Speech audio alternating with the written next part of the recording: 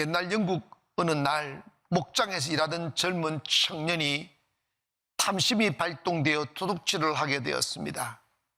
고발을 당한 그 청년은 체포가 되었고, 당시 엄격한 법치 사회였기에 도둑질하는 사람들, 절도범에게는 감옥에 넣는가 동시에 그 이마에다가 스틸링, 절도범이라는 것을 의 사인으로 S자를 이렇게 인두에 찢어서 인두에 달가서 이마에다가 짐승에게 이게 표식을 하듯이 이마에다가 S자를 찌익 하고 이렇게 흔적을 남겼습니다. 그런데 수감 생활을 다 끝내고 막상 석방이 되어 세상 앞에 나가려다 보니까 자기 이마에 새겨진 이 절도범이라는 이 사인 때문에 너무 창피하고 부끄럽고 자신 없어서 한 친구는 그냥 자살하여 인생을 마감하고, 또 한 친구는 마음을 다시 고쳐먹고 예수 믿기로 시작합니다. 그래서 처음에는 막 절도범이라는 이 인식을 가지고 교회 가기가 너무 부끄럽고 너무 창피했지만 그 마음을 이겨내고 교회 가서 예배 드리고 주님을 만나려고 몸부림을 치고 은혜를 입었어요. 그래서 누구보다도 열심히 일하고 성실하게 일하고 기도하고 함으로 인해서 하나님의 은혜와 축복을 많이 받게 됐습니다. 그러면서 이 친구가 무슨 생각을 했느냐면, 나는 한때 남의 물건을 훔친 절도범이었다. 이제 남의 것을 훔치는 것이 아니라 남을 도우는 사람이 돼야 되겠다. 가난한 사람들을 돌보고 외로운 사람들을 돌보고 사회에 많은 기부도 하고 이런 삶을 살아야 되겠다고 착심을 하며 열심히 노력하고 기도하고 부르짖어서 큰 성공을 이루었습니다. 그리고 이 사람은 정말 착하고 선한 삶을 살기 시작했습니다. 그래서 동네에서 저 사람이 한때 절도범이었는데 너무 선한 일을 하다 보니까, 그리고 시대가 좀 바뀌고 젊은 이들이 일어나 청년이 되고 난 뒤에 이 사람은 이제 나이가 먹었을 쯤 돼서 그 얼굴에 이마에 새겨진 S자가 절도범이라는 스틸링이라는 의미가 젊은이들에 의하여 그 S를 다시 설명을 하기를, 젊은이들이 저 사람은 세인트 하는 성자다 하는 저분의 이름 이마에 새겨진 S는 성자라는 표식이다라는 인식으로 쫙 바뀌기 시작했어요. 그래서 절도범이었던 그가 주님 만나 회복되고 마음 바꾸고 생각 바꾸니까 삶이 바뀌고 남의 것을 훔쳐야 살아가는 가난한 현실에서 부유한 하나님의 축복을 받아 얼마나 착하게 얼마나 선하게 아름답게 살았으면 그 후대 사람이 그는 절도범이 아니라 성자라는 이름을 붙여 주었겠느냐 이 말입니다. 사랑하는 성도 여러분, 우리 그리스도인들은 한때 우리가 힘든 세상을 만나고 어려운 여건 속에 처했을지라도 예수 그리스도로 말미암아 그 모든 어려움을 이겨내고 환경을 이겨내고 절망을 이겨내고 소망을 보이는 삶을 살아야 됩니다. 바뀌어야 됩니다. 아무리 아픔이 있어도 그 아픔을 기쁨으로 바꾸고, 가난이 있어도 축복으로 바꾸고, 실패의 흔적이 있을지라도 다시 성공의 사람으로 변화되는 게 예수 믿는 사람들입니다. 여러분, 예수 그리스도의 십자가의 죽음과 부활 이후에 사람들은 완전히 달라졌어요. 베드로, 그는 한때 강직하고 누구보다도 용기 있는 사람이었어요. 그래서 예수님의 십자가 앞에서 나는 다른 사람은 다 주님을 부인할지라도 나는 부인하지 않겠다 장담했지만, 그가 예수님의 가야바의 뜰에서 신문 나가며 매맞고 자절히 피 흘리며 죽음의 기로에 섰을 때 그것이 두려워서 나는 저를 모른다 3번을 부인했습니다. 닭들도 그 베드로의 부인의 처참을 바라보고 아직 울지도 않을 시간, 이런 시간인 2시에 닭이 울기 시작했어요. 닭이 슬프게 울고 있었어요. 그때 베드로는 예수님이 너가 내가 닭 울기 전에 3번 부인할 것이라는 말씀이 기억이 나. 그 자리에서 덥석 주저앉아 울기 시작했습니다. 주님, 나는 연약한 사람입니다. 주님, 나는 주님의 사랑을 잊고 살았고 은혜를 입었던 내가 이 죽음의 위임 앞에 내 마음이 떨려 주님을 부인했습니다. 주님, 나를 용서해 주십시오. 회개하는 장면들이 성경에 기록되어 있습니다. 울고 또 웁니다. 결과적으로 베드로는 다시 회복이 되어 위대한 사도로의 업적을 남기고 그 사명을 다한 뒤에 그도 체포되어 예수를 전했다는 죄목으로 죽음 앞에 섰을 때 십자가형을 언도받았습니다. 전해오는 이야기에 의하면 베드로는 죽음이 두려워 예수님을 한때 부인했던 그가 이렇게 말합니다.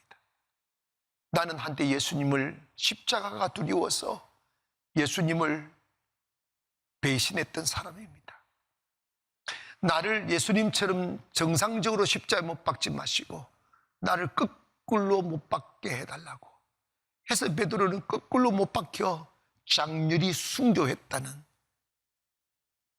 그 사실이 전해오고 있습니다. 여러분, 하나님이 우리 그리스도인들을 구원하고 용서해 주는 길은 우리가 다시 거룩해지고 죄를 전혀 안 짓고 이렇게 되었을 때가 아니라 우리 죄인들이 하나님의 백성이 되어 구원받는 길은 회개밖에 없어요. 하나님은 회개를 통하여 우리를 구원합니다. 한 번은 사탄이 하나님께 따져들기 시작했어요. 하나님, 나는 잘못한 게 단 한 번밖에 없는데 왜 나는 지옥을 보내시고 저렇게 죄를 많이 지은 예수죄인들은 왜 천국 보냈냐고. 그랬더니 하나님이 이렇게 말씀합니다. 사탄아, 너는 죄를 지었을 때 회개를 하지 않았어. 그런데 저 예수죄인들은 죄를 지을 때마다 회개를 했단다. 아멘. 여러분, 우리가 하나님 앞에 의로워지는 길, 여러분의 선행을 자랑하여 의로워지는 게 아니라 회개를 통하여 여러분 그렇게 지는 거예요. 이스라엘의 초대 왕이 사울입니다. 그리고 2대 왕이 다윗입니다. 사울의 죄가 뭔지 아십니까? 거역입니다. 그 거역도 우리가 생각할 때는 저게 과연 죄가 되나 할 문제였어요. 그게 뭐냐면 블레셋이 쳐들어왔어요. 빨리 군사를 이끌고 나가 싸워야 되는데 이스라엘의 전통이 있었어요. 전쟁에 나가기 전에는 제사를 지내서 하나님 앞에 축복을 빌고 가는 건데 사무엘이 빨리 안 오는 거야. 목사가 예배를 집전해야 되는데 빨리 안 오니까 급하니까 왕이 예배를 집전을 해버린 거야. 근데 사무엘이 그때 그것으로 여러분 그게 죄가 될까? 그런데 그 당시에는 하나님의 질서를 파괴했다는 거야. 제사장만이 선지자만이 할 수 있는 제사를 자기가 왕이라고 집전했다고. 그게 죄가 된다는 거지. 그래서 사무엘이 이런 말입니다. 왕이 하나님 말씀을 버렸으므로 하나님이 당신은 왕이 되지 못하게 하셨다고. 그 사건 물론 교만이 그 안에 들었습니다마는 그 사건으로 인해서 사울은 버림받습니다. 왜? 회개하지 않았다는 거예요. 회개하지 않았다는 거예요. 그에 비해서 다윗은 사울보다 훨씬 더 큰 죄를 지었습니다. 남의 아내를 빼앗았고 그리고 그 죄를 덮기 위해서 그 남편을 죽였습니다. 간음죄와 살인죄를 다 지었습니다. 그런데 다윗은 용서받았어요. 그리고 축복받았어요. 왜 그럴까요? 사울은 자기가 범죄하였어도 회개하지 않았지만 다윗은 그 고백에 의한 그 눈물이 주야로 음식이 되고 내 눈물이 내 침상을 적셨다고 그랬어요. 간절히 하나님 아버지 앞에 자신의 죄를 회개하는 거예요. 그럴 때 하나님은 깨끗하게 용서해 주시고 더 큰 사람으로 회복을 시켜 주셨다는 거예요. 사랑하는 여러분, 이런 말이 있습니다. 하나님은 그가 슬픔의 눈물을 흘린 만큼 기쁨의 쇰이 솟아나게 하신다. 즉 여러분이, 인간은 다 연약하고 연약하기에 실수할 수 있고 범죄할 수 있는데 그걸 다 묻어버리면 안 돼. 하나님 앞에 주여 나는 잘못했습니다. 회개하는 슬픔의 눈물을 흘리면 흘린 만큼 축복을 주셨사 그것이 기쁨의 셈이 되게 한다잖아. 사랑하는 여러분, 나라가 위중하고 타락한 것은 백성들이 타락하고 정치인들이 타락하여 그런 것 같아도 표면적은 그런 것 같아. 내면적으로 보면 이 땅을 견인하고 이 땅을 아름다운 나라로 만들어야 될 교회가 잠자고 역할 감당하지 못하고 영적으로 타락했기 때문에 어둠을 막아내지 못하는 거예요. 교회가 먼저 회개해야죠. 여러분, 그렇다면 우리가 포기할 것인가? 아닙니다. 회개하면 회복됩니다. 먼저 저와 여러분이 회개운동하기를 원하고, 두 번째로 우리가 회복이 되려면 감사하는 마음을 가져야 돼요. 아멘. 살다 보면 누구나 봄, 여름, 가을, 겨울 만나고 누구나 비바람 만나고 누구나 눈보람 만나요. 그럴 때 조금 어렵다고 원망하고 불평하면 안 돼요. 사람의 아름다움은 그 마음이 아름다워야 아름다운 것이고, 아름다운 마음은 항상 작은 것에서부터 감사할 줄 아는 사람들이 되어야 됩니다. 여러분, 코로나 사회적 거리두기가 끝났음도 감사하십시다. 여러분, 출애굽기를 읽어보면, 민수기나 출애굽기 읽어보면 이스라엘 민족이 광야에서 어려움을 당할 때마다 원망하기 시작했어요. 어렵다고 원망하니까 하나님이 그들을 죽이기 시작했어요. 그런데 여러분, 성경에 보면 고난을 받아도 감사하는 사람은 기가 막힌 축복을 받았어요. 그중 하나가, 여러분 정말 이해 안 되는 고난을 받은 자가 욥이잖아. 왜냐? 성경은 이렇게 욥을 소개합니다.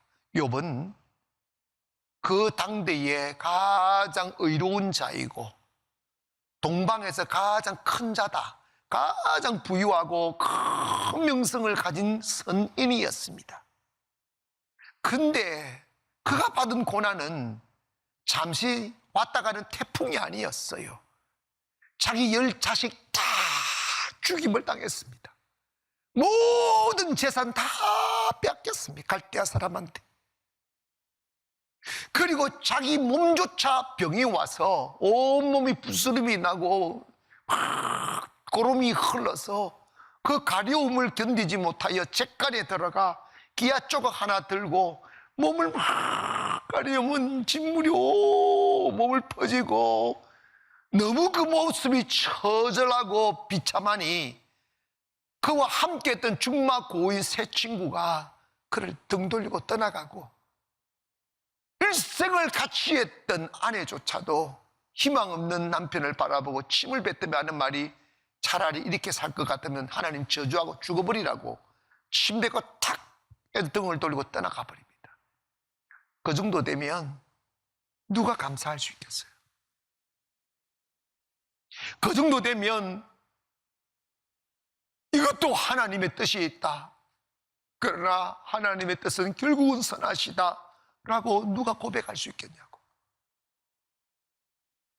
그런데 여러분, 이 고통 앞에, 이 처절한 고난 앞에 욥은 이 모든 일에 하나님을 원망하지 아니하고 찬미하여 가로되 주신 이도 여호와시요 취하신 이도 여호와이시니 여호와만이 영광 받을지어다.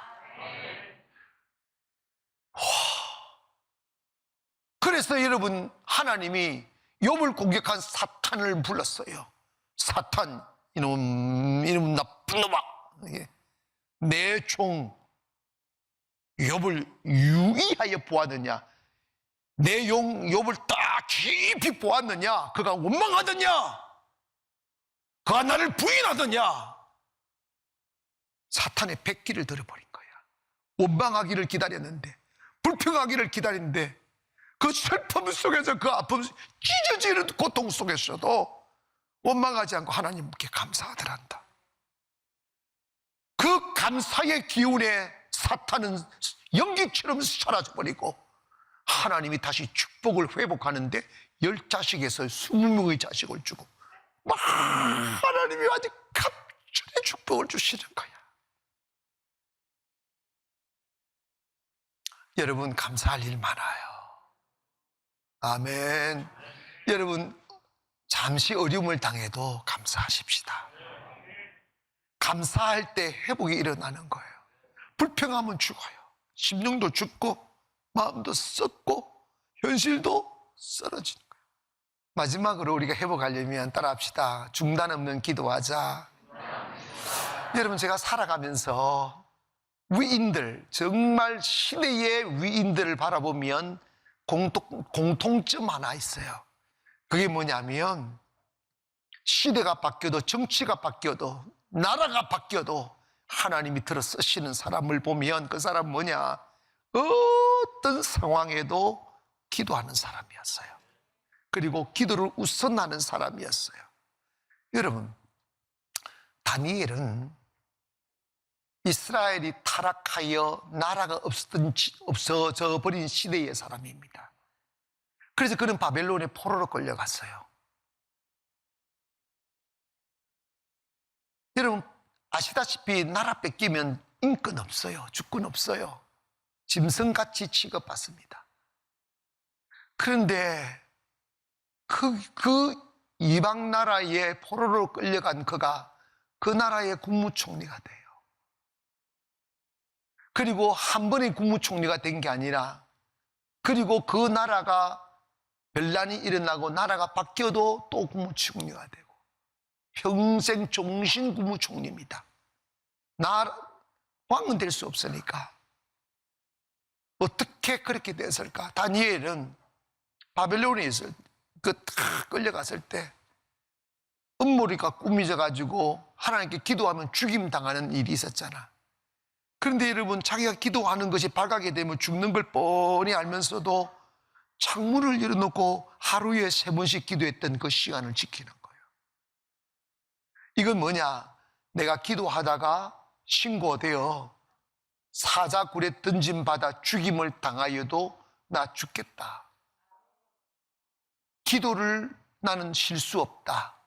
목숨이 끊어져도, 목숨을 잃어버려도 기도 중단할 수 없다. 이거거든요. 그래 잠그고 할 수도 있잖아. 숨어 기도하지 않는 거예요. 기도를 숨기지 않는 거예요. 그는 믿었습니다. 내가 죽고 사는 것이 하나님의 손에 달렸다고.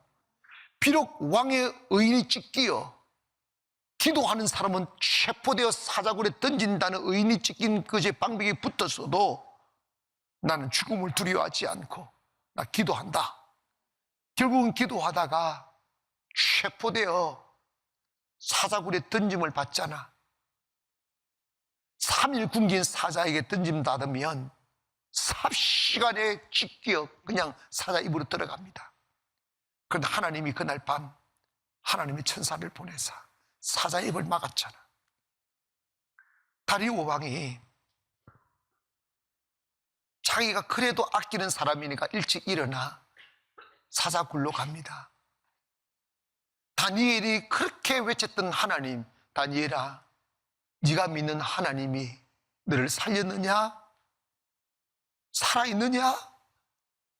그때 세상에 죽어도 몇 번 죽어야 될 시간인데 그 사자 토굴에서 다니엘의 소리가 들립니다. 왕이시여 만세수를 하소서. 지난밤 내가 믿는 하나님이 오셔서 나를 지키셨다고. 그 신비로움, 그 영적인 근위 앞에 왕이 무릎을 꿇습니다. 다니엘아, 내가 잘못했다. 내가 속았다. 명령을 내어 다니엘을 사자굴에서 끌어올리게 합니다. 그리고 다니엘을 음해하고 죽이려고 음모를 꾸민 사람들을 다 체포하게 만듭니다.